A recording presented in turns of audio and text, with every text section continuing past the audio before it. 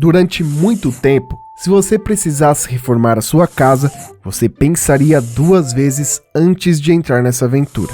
Afinal, provavelmente você teria que demolir e reconstruir uma ou mais paredes, em busca do chamado conceito aberto. Mas pense numa trabalheira danada, demolir paredes de alvenaria e ter que lidar com uma caçamba cheia de entulho, e reconstruir novas paredes com toda a sujeira provocada pela argamassa. Isso sem contar que algumas paredes não podiam ser demolidas, pois se elas fossem paredes estruturais, sua casa iria literalmente cair. Mas felizmente toda essa mão de obra pode finalmente ficar para trás, e agora uma casa pode ser reformada de forma rápida e limpa, utilizando o método de construção a seco. Nos dias de hoje não é incomum entrar dentro de uma construção e se deparar com o drywall, principalmente se o cliente optou por fazer a famosa sanca de gesso. Os sistemas de construção a seco que utilizam drywall como vedação têm crescido de forma considerável no mercado brasileiro. Entre 2017 e 2021, houve um crescimento de 66,5% na produção do light steel frame e de 31,4% na produção do drywall. Cada vez mais as empresas estão preferindo esse tipo de material, principalmente pelo fato do processo construtivo ser bem mais limpo, rápido e prático, o que aumenta a produtividade e, consequentemente, os lucros. O fato é que o drywall já está consagrado nas construções e reformas corporativas e tem ganhado cada vez mais espaço na construção residencial. E embora seja conhecido como um método construtivo, na verdade ele apenas faz parte de uma transformação que está acontecendo no país. Mas como esse material surgiu e por que tem se tornado tão popular?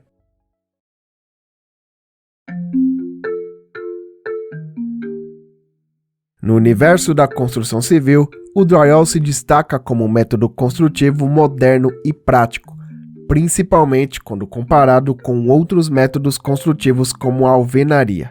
Também conhecido como gesso acartonado, ele é um método de vedação composto por painéis fabricados a partir da combinação de gesso e papel cartão, que juntos formam uma chapa.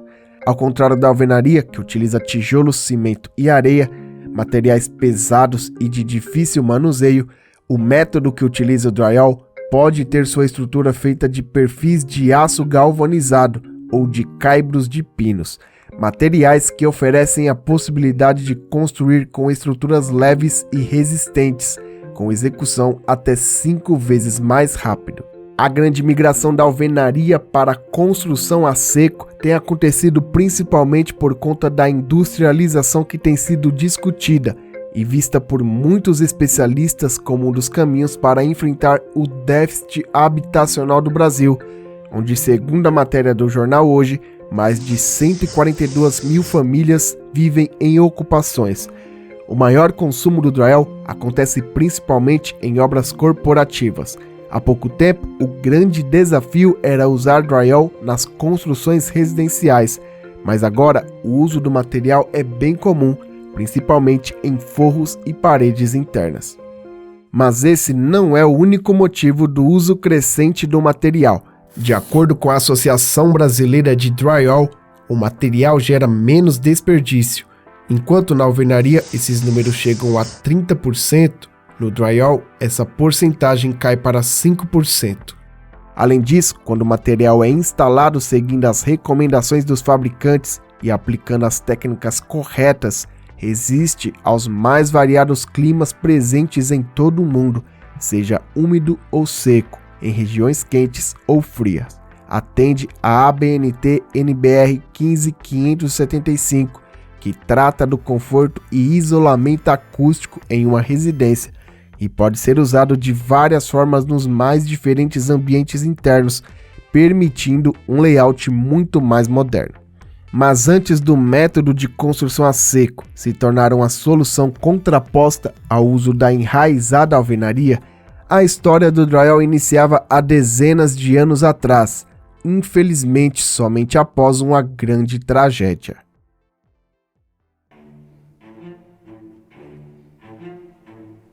O surgimento do drywall está ligado a dois grandes incêndios que ocorreram nos Estados Unidos. O primeiro aconteceu em Chicago, no ano de 1871, e o segundo em Nova York, no ano de 1890. Naquela época, as construções não eram resistentes ao fogo, devido à utilização de materiais inflamáveis como a madeira, o que aumentou a destruição e devastação nessas cidades.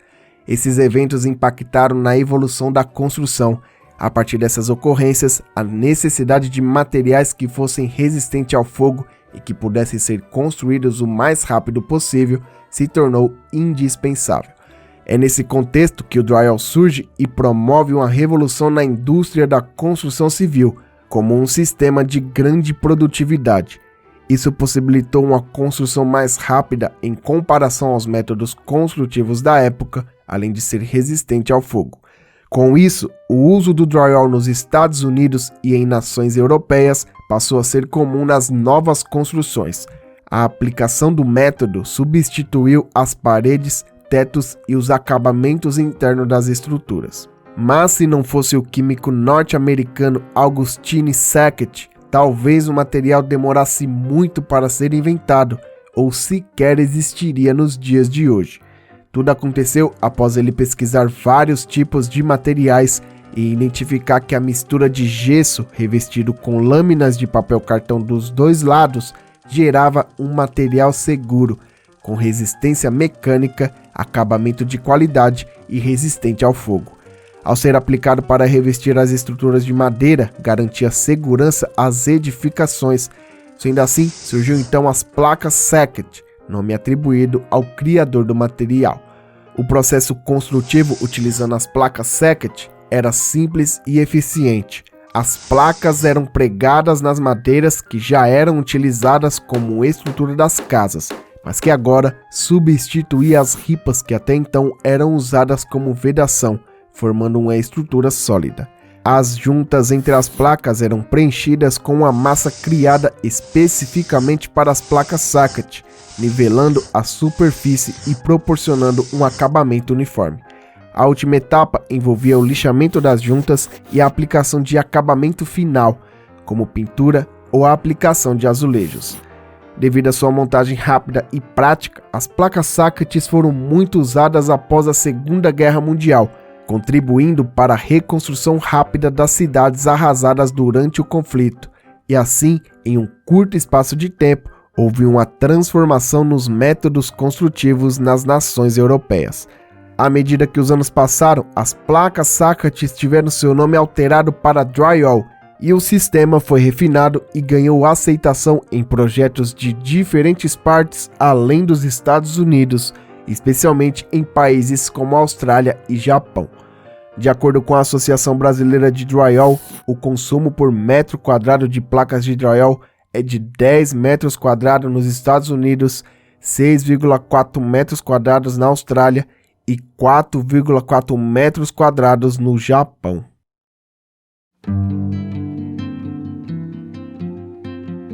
Em 1970, o drywall chegou ao Brasil, com a fundação da Gypsum do Nordeste, na cidade de Petrolina, no Pernambuco, a primeira fábrica de chapas de gesso para drywall instalada no país, onde a instalação permanece ativa até hoje. Segundo Carlos Roberto de Luca, autor do Manual de Prevenção de Incêndios da Associação Brasileira de Drywall, até o ano de 1995, a fábrica de Petrolina era a única unidade de fabricação de drywall no país. Naquela época não havia importação no Brasil. A fábrica tinha que trabalhar com materiais nacionais e o mercado ainda não conhecia a tecnologia nem tinha outras opções de fornecedores. Tanto o usuário final quanto os construtores tinham dúvidas se aquilo funcionava mesmo ou se conseguiriam vender. Com a liberação do mercado brasileiro durante a década de 90, empresas multinacionais ingressaram no país, resultando na emergência de novos competidores. Com o surgimento da empresa nacional Trevo Drywall, fundada em 2009, a produção do material no país agora é capaz de fabricar mais de 5 milhões de metros quadrados anualmente, um feito extremamente notório. especialmente considerando que se trata de uma empresa brasileira que emprega um método de manufatura originado nos Estados Unidos. São milhares de metros quadrados aplicados em hospitais, supermercados, shopping centers, hotéis, prédios públicos, edifícios residenciais e conjuntos habitacionais, desde as construções mais simples até o alto padrão. Mas, embora seja amplamente utilizado, o drywall não se tornaria tão popular se não fosse pela crescente busca por construções industrializadas e sustentáveis. A boa notícia é que no país em que a alvenaria predomina e a cultura fala mais alto do que a modernidade, a industrialização tem feito mudanças nesse cenário.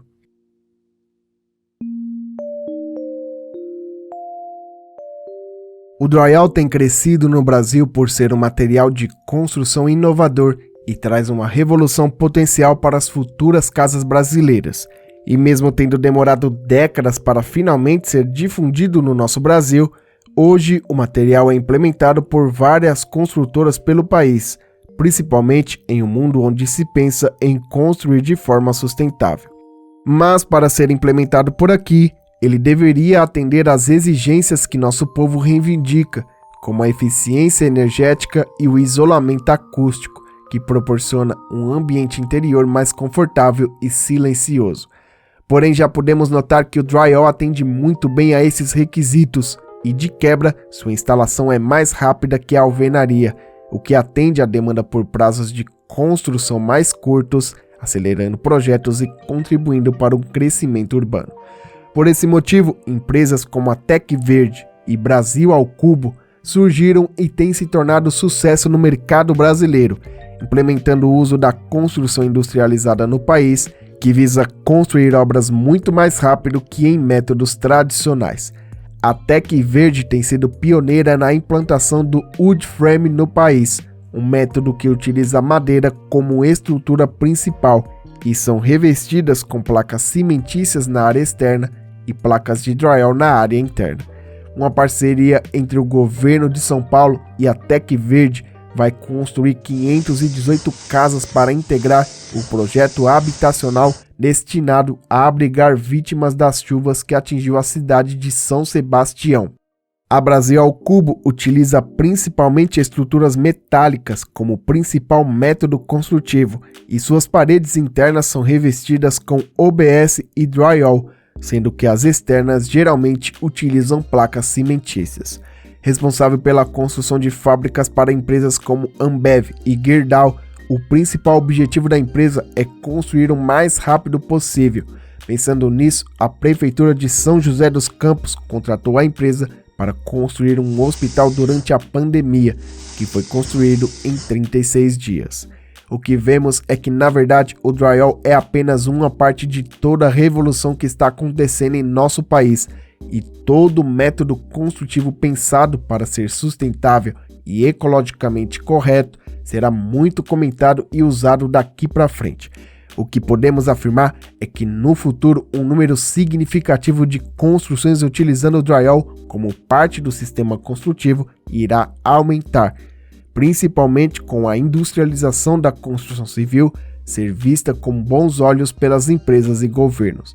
Resta saber se os benefícios da industrialização do setor da construção civil conseguirá quebrar os tabus existentes em relação aos novos tipos de construções mais eficientes, ou se o uso da construção tradicional, como a alvenaria, irá prevalecer.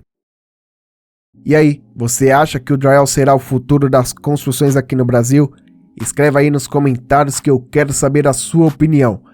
Se você quiser descobrir o que está sendo chamado de algoritmo humano e como você pode usar ele para levar um canal no YouTube de 0 a 100 mil inscritos, assim como eu estou fazendo com esse canal aqui, confere uma aula grátis no primeiro link da descrição, antes que essa aula saia do ar. Agora, para conhecer o maior golpe imobiliário da história do Rio de Janeiro, basta clicar no vídeo que está aparecendo agora na sua tela, que em instantes eu te explico. Muito obrigado por assistir até aqui e até mais.